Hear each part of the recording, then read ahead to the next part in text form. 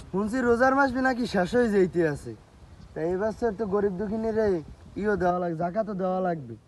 তাই গরিব দুঃখিনী পামু অনেক হই যাই দেহি, পাইনি একটাও। ও মোকলেশ, মোকলেশ বাড়ি আছো?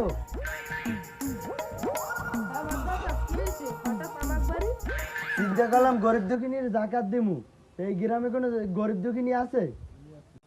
আমার বাসা, আমি নিজেই তো একটা গরিব। আমার দেখেন না এই ঘর এই ভাঙা, তাই জাকাত আমারে দেন। তো বেটা, এলাকায় যদি তুই গরিব হয় তাহলে বড় লোকটা কেটা?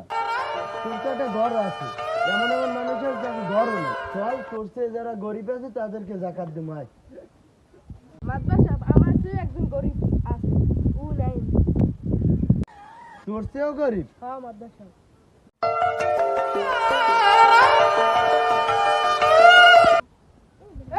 খারাপ খারাপ মাদ্রাসা তুই কথা কইবি। মাদ্রাসা সাহেবের নাম বড় লোক মানুষ আমার লাগে কি কথা কইবে? আরে মেয়া শোনো, এবছর নিয়াত করছি যে রোজার মাসে সব গরিব দুঃখিনীরকে জাকাত দিমু। কি কোন মাদ্রাসা সাহেব, আপনি কি জাকাত দেবেন? আলহামদুলিল্লাহ। হ্যাঁ মোটে গরিব দুঃখিনী খুঁজতেই পাই না গ্রামে, তা তুমি কি গরিব? হয় মাদ্রাসা সাহেব, আমি রাস্তায় খাই রাস্তায় ঘুমাই, আমার কোনো ঘর বাড়ি নেই। কি কও মেয়া, তোমার কোনো ঘর বাড়ি নেই, তুমি রাস্তায় খেয়ে রাস্তায় ঘুমাও? তাইলে তো তোমার জাকাত দেওয়া যাবে না বাবু। আমি আমার জাকাত দেবেন না কি লিখে? তার মানে বাংলাদেশটাই তো তোমার। মুরগি টাহা বেশি হয়েছে, হ্যাঁ মানে তুমি যেখানে খাও হেই নি ঘুমাও, তা তোমার জাকাত দেবো কি লিখবে?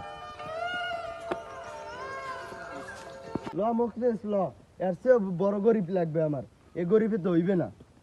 কেমন গরিব লাগবে খালি কোন? গরিব লাগবে হইলে আমার মতো, ব্যাংকে কয়েকশো কোটি টাকা আর ঘরে জায়গা আছে কয়েকশো বিঘা, এদিন গরিব লাগবে।